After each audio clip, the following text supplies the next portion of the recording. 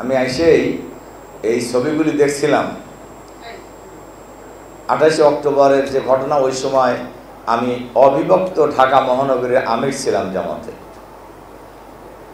আমি ছবিগুলি যখন দেখছিলাম, আমার সামনে 28 অক্টোবরের শাহাদাতের চিত্রটা আবার ভাসছিল, যে কিভাবে নৃশংসভাবে আমাদের ভাইদেরকে হত্যা করা হয়েছে। এবং আপনারা এটা সবাই শুনেছেন, জানেন 28 অক্টোবর ছিল 4 দলীয় জোট সরকারের ক্ষমতা হস্তান্তরের দিন।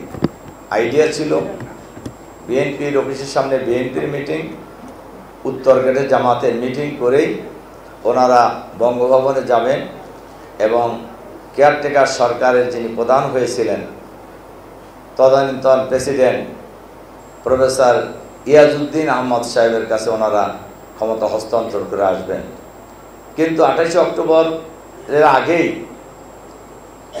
শেখ হাসিনা পল্টন ময়দানে মিটিং করে লগি বৈঠক নিয়ে ঢাকায় আসার জন্য সারা বাংলাদেশের তাদের সন্ত্রাসীদেরকে প্রকাশ্যে আহ্বান জানিয়েছেন। একথা পরিষ্কার, ঢাকা মহানগরীতে নৌকা চলে না, এখানে লগি বৈঠক নিয়ে আসার আহ্বান জানানোর উদ্দেশ্য কি? এতে পরিষ্কার হয়ে যায় 28 অক্টোবর ঢাকায় রাজধানী শহরে লগি বৈঠক নিয়ে আসার উদ্দেশ্যই হলো মানুষ খুন করার উদ্দেশ্যেই তিনি আহ্বান জানিয়েছিলেন। এবং সে অনুযায়ী তার দলের সারা বাংলাদেশের সন্ত্রাসীরা ঢাকায় আগমন করেছিলেন। আর আমাদের মিটিংয়ের আমাদের ভাইয়েরা, আমাদের মিটিং ছিল 3টায় বিকালে। সকাল থেকেই যখন স্টেজ তৈরি করার কাজ করছিলেন, ঠিক সেই সময় তারা সারা দেশ থেকে, যেহেতু তাদের লোক ঢাকায় জমায়েত ছিল, তারা আমাদের টেস্ট প্রস্তুতকারী ভাইদের উপরে তারা আকস্মিকভাবে আক্রমণ করে শুরুতেই আমাদের 6 জন ভাই শহীদ হয়ে যায়। শহীদ হাফেজ শিফন, মাসুম, শ্রমিক নেতা হাবিবুর রহমান এবং জসিম, 6 জন ভাইকে ওই একদম শুরুতেই, অন্য লোকেরা জানার আগেই বলা যায়, তারা যেহেতু স্টেজের কাজে তারা নিয়োজিত ছিলেন, তারা শাহাদাতের কোলে ঢলে পড়ে। এরপরে তো অনেক ঘটনাই ঘটেছে। আলহামদুলিল্লাহ, ওই দিনও আমাদের ভাইদের শহীদের লাশ এবং আহত লোকদের রাস্তায় পড়ে থাকার পরেও ওই সন্ত্রাসী বাহিনী কিন্তু 28 অক্টোবর পল্টন মোড় ক্রস করতে পারে নাই কোনো সময়। এবং বিকেলের মিটিং যারা খুবই আলোচিত ছিল ওই সময়, মোহর মোহর গুলি বোমা শাহাদাতের ঘটনার মধ্য দিয়ে আমাদের মিটিং যথাসময় 3টায় শুরু হয়েছিল এবং আমাদের মিটিং যথাসময় শেষ হয়েছিল।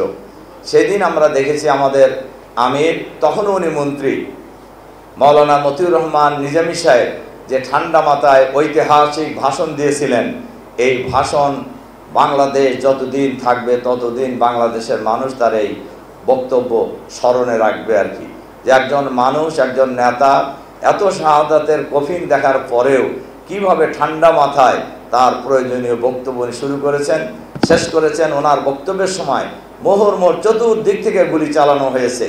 তাদের উদ্দেশ্য ছিল জামাতের শীর্ষ নেতৃবৃন্দকে হত্যা করা, কিন্তু জামাত শিবিরের কর্মী বাহিনী মানব প্রাচীর রচনা করে সেদিন নেতৃবৃন্দকে শুধু হেফাজতই করেন নেই, আল্লাহর মেহরবানিতে আমাদের সকল কার্যক্রম জনসভা সহ সুন্দর এবং সুষ্ঠুভাবেই আমরা সম্পূর্ণ করেছিলাম আলহামদুলিল্লাহ।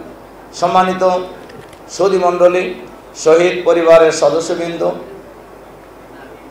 আল্লাহর দ্বীনের জন্য যারা জীবন দেয়, আল্লাহ তাআলা তাদেরকে মৃত্যু বলতে নিষেধ করেছেন। এটা আপনারা গানেও শুনেছেন, ওয়ালা ইয়াহসাবান্নাল্লাযীনা কুতিলু ফী সাবিলিল্লাহি আমওয়াত বাল আহইয়াউ ইনদা রাব্বিহিম ইউরযাকুন।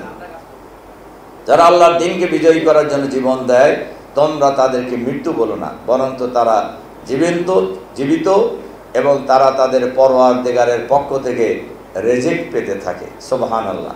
পৃথিবীর আর কোনো মানুষের জন্যই এই ঘোষণা আল্লাহর পক্ষ থেকে দেওয়া হয়নি।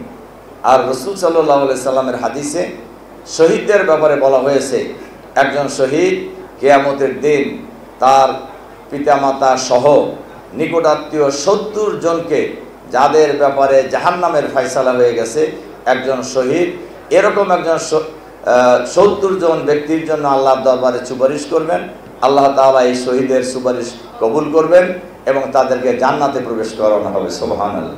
এটা পৃথিবীর আর কোনো রাষ্ট্রপতি বা প্রধানমন্ত্রী বা কোটিপতির কাছে জন্য এই ঘোষণা দেওয়া হয় নাই। সম্মানিত সুধীমণ্ডলী, একমাত্র জান্নাতে যাওয়ার পর শহীদরাই চাইবে আবার দুনিয়ায় আসতে এবং আবার শহীদ হবে, আবার জীবিত হবে, আবার শহীদ হবে। 3 বার বলেছেন রাসূল সাল্লাল্লাহু আলাইহি সাল্লাম। এজন্য আজকে আপনাদের কাছে যে অনুরোধ রাখতে চাই, শাহাদাতের রক্ত কোনো দিন বৃথা যায় না। আমি গত 16ই অক্টোবর রাজশাহী বিশ্ববিদ্যালয়ের ছাত্র সংসদ রাষ্ট্র নির্বাচন যখন হচ্ছিল, আমার মনে হচ্ছিল শিবিরের প্রথম শাহাদাতের ঘটনা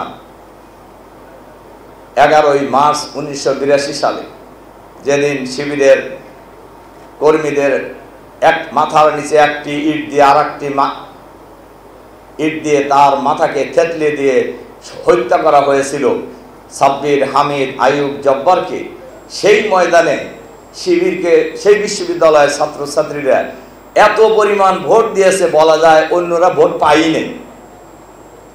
ওখানকার নিকটতম প্রতিদ্বন্দ্বী ছিল ছাত্র দল, তারা ভোট পেয়েছিল 3000 সামথিং, আর ছাত্র শিবিরের বিজয়ী প্রার্থী ভোট পেয়েছেন 12,500। আমি মনে করি এটাও শাহাদাতের রক্তের এক বিনিময়। আমরা বিশ্বাস করি 28শে অক্টোবরের ঘটনা এই বাংলাদেশে দিনকে বিজয়ী করার জন্য এক ঐতিহাসিক ভূমিকা পালন করবে ইনশাআল্লাহ। আমাদের নেতা শহীদ আমিরে জামাত ফাঁসির আগ মুহূর্তে, শাহাদাতের আগ মুহূর্তে বলেছিলেন, আমার শাহাদাত এই দেশে পরিবর্তনের সূচনা করবে। সম্মানিত সুধীমণ্ডলী, শহীদ পরিবারের সদস্যবর্গ আপনারা লক্ষ্য করেছেন, গোটা বাংলাদেশেই ইসলামের পক্ষে, আল্লাহর আইনের পক্ষে গণজাগরণ শুরু হয়েছে। আলহামদুলিল্লাহ। আজকের এই পল্টন ট্র্যাজেডি দিবসে আমি সরকারের কাছে আহ্বান জানাবো।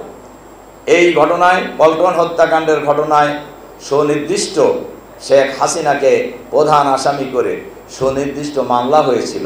সেই মামলার চার্জশিট হয়েছিল। সেই চার্জশিট এক অদৃশ্য শক্তির ইশারায় অধিকতর তদন্তের কথা বলে সরায় নেওয়া হয়। এরপরে আওয়ামী লীগ ক্ষমতায় আসার পর এই মামলা প্রত্যাহার করে নেওয়া হয়েছে। আমরা অন্তর্বর্তীকালীন সরকারের কাছে আহ্বান জানাবো, অবিলম্বে এই মামলা পুনরুজ্জীবিত করতে হবে এবং খুনি হাসিনা সহ 14 দলীয় দলের নেতা কর্মীরা যারা এই মামলার চার্জশিটভুক্ত আসামি ছিল, তাদের বিরুদ্ধে আইনানুগ ব্যবস্থা নিতে হবে, বিচার করতে হবে, ফাঁসি দিতে হবে, ফাঁসি কার্যকর করতে হবে আগামী দিন। এটা হলো আজকের পল্টন ট্র্যাজেডি দিবসের আমার মূল কথা। সম্মানিত সুধীমণ্ডলী, ভাই এবং বন্ধুগণ, আসুন শাহাদাতের সিঁড়ি বেয়েই এই বাংলাদেশে এক সময় কোরআনের সমাজ কায়েম হবে, এই স্লোগান আমরা ছাত্র জীবন থেকে দিয়ে এসেছি, এখনও দিচ্ছি, ভবিষ্যতেও দিবই ইনশাআল্লাহ। এবং এই বাংলাদেশে অনেক গণহত্যা হয়েছে এবং আমি গতকালকে জামাতের আলোচনা সভায় বলেছি পল্টন হত্যাকাণ্ডের উপরে। শেখ হাসিনা এত মানুষকে হত্যা করেছে, একবার ফাঁসি দিলে তার শাস্তি যথার্থ হবে না, তাকে বারবার ফাঁসি দিতে হবে। এই সকল হত্যাকাণ্ডের জন্য যতবার ফাঁসি দেওয়ার প্রয়োজন ততবারই তাকে ফাঁসি দিতে হবে। এটা সরকারের দায়িত্ব। আমরা আশা করব সরকার এ ব্যাপারে যথাযথ পদক্ষেপ নেবেন। এর সাথে সাথে শাহাদাতের প্রেরণায় উজ্জীবিত হয়ে আমরা যারা এখনো জীবিত আছি, আমরাও ওই দিন শহীদ হতে পারতাম, আমরাও ওই দিন শহীদ হতে পারতাম। আল্লাহ তাআলা আমাদেরকে কবুল করেননি। এজন্য আল্লাহ তাআলা যেহেতু আমাদেরকে জীবিত রেখেছেন, এই বাংলাদেশে যতদিন শহীদের রক্ত ভেজা এই জমিনে আল্লাহর দিন বিজয়ী না হবে, ততদিন আমাদের লড়াই সংগ্রাম অব্যাহত থাকবে।